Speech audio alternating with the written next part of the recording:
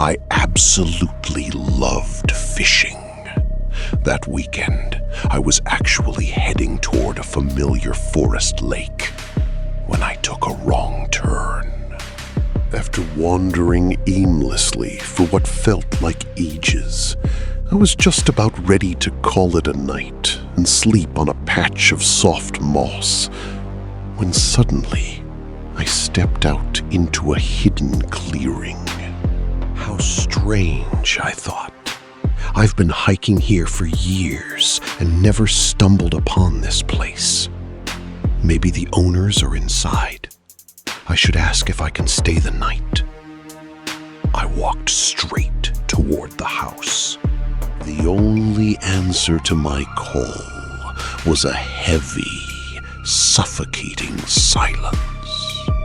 Hesitantly, I stepped into the hallway. The interior was wrapped in a dim twilight. Maybe it's just an old hunting cabin, I muttered to myself. It's off-season, so it's probably empty. Well, it's not like I'm here to break anything. Even if the owners come back, I can just explain myself. I took off my backpack and jacket and lit the stove. The cabin instantly became warm and cozy. After eating a simple dinner from my supplies, I decided to step outside for some fresh air before bed. Why not? I thought. Quickly stripping off my clothes, I dove into the greenish, glassy water. Startled, I yanked my legs out of the water. No way. There must be some massive fish in here if they're this fearless. I need to wake up early tomorrow and cast a line, I decided, hurrying back inside the cabin. The house welcomed me with pitch darkness. After brewing a hot cup of tea, I settled comfortably by the window. I sipped my drink, staring out into the dark, silent woods. A sense of absolute peace hung in the air. The warmth quickly made me drowsy, and after finishing my tea, I went straight to bed. Slipping quietly out of bed, I tiptoed over to the window. I lost track of how long I stood by that window. Then, completely out of nowhere, I heard a soft, shallow breath right behind my back. My hair stood on end, and a violent jolt of pure adrenaline shot through my entire body. Blinded by sheer terror, I bolted for the exit. Running out of the house, my foot caught the threshold, and I literally flew off the porch, crashing hard onto the grass below. Standing over me, bending low from their waists, were the 4 mourners from the shore. 8 deathly glowing eyes were staring straight down into my soul. Suddenly, the girls burst into a loud, unnaturally shrill laughter. They began to pace around me, locking me inside a terrifying phantom circle. They moved faster and faster, their white figures blurring as their laughter grew louder and more maniacal. When the blinding light from their eyes merged into one continuous, spinning ring of fire, my head whirled, and everything went black. Panicking, I packed my bags, stepped outside, and shut the door tightly behind me. I needed to get back to civilization immediately. I took the exact same path that had brought me to the clearing the day before. I walked briskly, never veering off, frantically analyzing the madness of the night. Was it real? Or did my mind just play tricks on me because I was exhausted? I asked myself out loud, staring at the ground and kicking fallen leaves. I lifted my head to check my surroundings and froze, letting out a curse. What the hell is wrong with this place? I screamed into the empty woods, my voice cracking with frustration. I was completely exhausted from walking in circles for hours. To make matters worse, I hadn't eaten a single bite since waking up. Forget it, I thought, forcing myself to calm down. I have another day off anyway. I'm stuck here, so I might as well try to rest. I went back inside, shed my jacket, grabbed the fishing rod, and walked down to the pier. To my amazement, the fish were biting like crazy. After catching a few, I cooked a rich fish soup. Savoring every spoonful of the hot broth, I silently thanked the unknown hunters who leave grains and non-perishable food supplies in these remote cabins. Without blinking, I stared at the lake. A thin, heavy fog was rolling over the dark water. The moon broke through the clouds, coating the lake in a silvery sheen.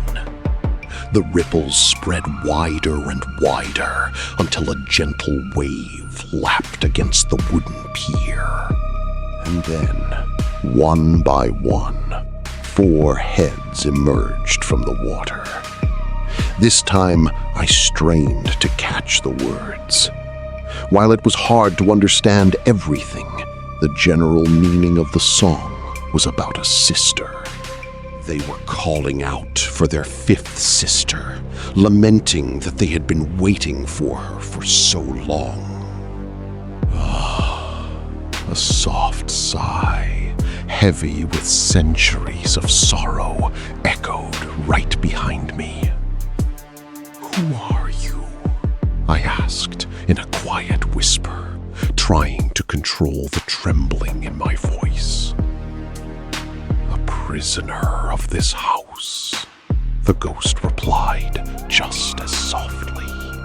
"And who are those girls on the shore?" "My sisters. For so many years they have been calling and waiting for me. But I can never go to them, even though it's the only thing I want in this world." "But what's keeping you here?" I asked, looking around the empty room. "There's no one else here. Go to them." "I can't," she whispered, and began to weep silently. A wave of profound pity washed over me. I could practically feel the crushing weight of the despair radiating from her. "Tell me, what happened to you? Why are you trapped here while they are out there? Why can't you be together?" And softly, like a lonely bell tolling in the dead of night, the phantom girl began her tale. Dark times followed. The village elder, a cruel, corrupt man who had bribed his way out of the draft, began forcing himself on our mother. He threatened to starve us and write false reports claiming we were stealing collective grain if she didn't comply. One day, Mother couldn't take it anymore. She screamed, "How dare you while my husband is alive!" and struck him across the back with a heavy boot. The elder harbored a vicious, deep-seated malice from that moment on. Soon, the devastating news arrived. Father had been killed at the front. Mother collapsed from grief and passed away shortly after. We, the sisters, were left entirely alone in the world. But the elder wouldn't let it go. His wounded pride consumed him. He began coming to our house again, cornering my eldest sister, promising her riches if she married him. But she was proud. Remembering how this monster had tormented our mother, she slapped him across the face so hard it echoed. Seeing his eyes pop in shock and his ear turn bright red, the rest of us burst into a loud, contagious laughter. The elder stormed out without a word. We had no choice. We gathered what little we could carry and fled deep into the woods, eventually finding this abandoned hunting cabin. We began to live quietly, bothering no one. But the elder wasn't satisfied. He got a group of local bandits drunk and lied to them, saying we had a chest of stolen gold hidden in the woods. He wanted to destroy us completely. One night, the bandits broke in. They tore the cabin apart looking for the gold, and when they found nothing, they turned vicious. They threatened us with dishonor and shame. Terrified, my sisters broke free and ran blindly toward the lake. Better to choose death than dishonor, they cried, and one after another they plunged into the freezing water. The icy depths quickly paralyzed them, and they sank to the bottom. But the moment they vanished, the elder himself ran into the cabin. He screamed through the floorboards for me to open up, threatening that it would only get worse. I stayed dead silent. Driven completely insane by rage, he grabbed a hammer and long nails from the hallway and nailed the cellar door completely shut. If I can't have you, no one will. Your sisters are dead, and you won't survive either. He spat and abandoned the cabin. An eerie silence fell over the woods. I tried desperately to break out, but it was useless. A day passed, then another, then a third, until I finally breathed my last in the pitch darkness. As for the elder, a violent storm rolled in while he was navigating his way back to the village, and a falling dead tree crushed him to death. And so, the horrific crime was swallowed by time. She began to weep bitterly once more. Is there truly nothing anyone can do? Am I really the first person to find this place? I asked, trying to process the horror. People pass through these woods, but you are the only one who has managed to find this cabin in all these decades.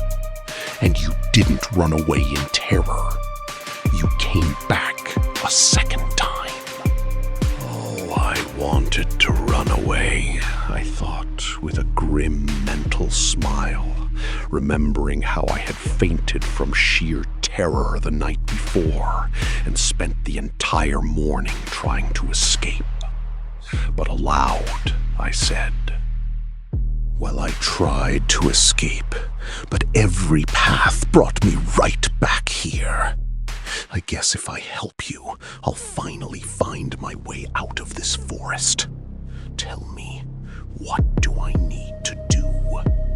Retrieve my body from the cellar and carry it to my sisters, the Phantom pleaded. Please, we were wrongfully accused and condemned to a terrible death. Has my suffering not lasted long enough? With those final words, her glowing form dissolved dissolved into thin air. A heavy, suffocating odor of century-old decay instantly drifted out of the darkness. Directing the beam of my flashlight down, I cautiously climbed down the fragile wooden ladder. Dropping to my knees on the damp dirt floor, I swept the light across the shadows. Swallowing the lump of fear in my throat, I carefully lifted the fragile remains into my arms, terrified of breaking them. To my surprise, she felt as light as a feather. I carried her up out of the cellar and stepped onto the porch. I walked slowly down the wooden boardwalk, cradling their youngest sister gently. The ghosts began to glide backward toward the lake, waving their hands, inviting me to follow. We reached the very edge of the pier, where the boards sloped down into the dark water. One by one, the four sisters stepped into the lake and instantly dissolved into the depths. An absolute ringing silence fell over the clearing. Not a breath of wind stirred. Not a single night bird made a sound. Only the full moon silently illuminated the peaceful lake. I leaned over the edge, looking at my own reflection. The water didn't even ripple. And then, a faint, warm breeze brushed against my ear, carrying a soft, barely audible whisper. Thank you. However, ever since that fateful weekend, wherever I cast my fishing line, my catch is absolutely legendary. The local fishermen still look at my overflowing buckets with pure envy, constantly begging me to reveal my secret or explain how every massive fish in the river seems to find its way to my hook. I just offer them a mysterious smile and tell them that I have some very loyal girlfriends living under the water, and they're just bringing me gifts from the deep.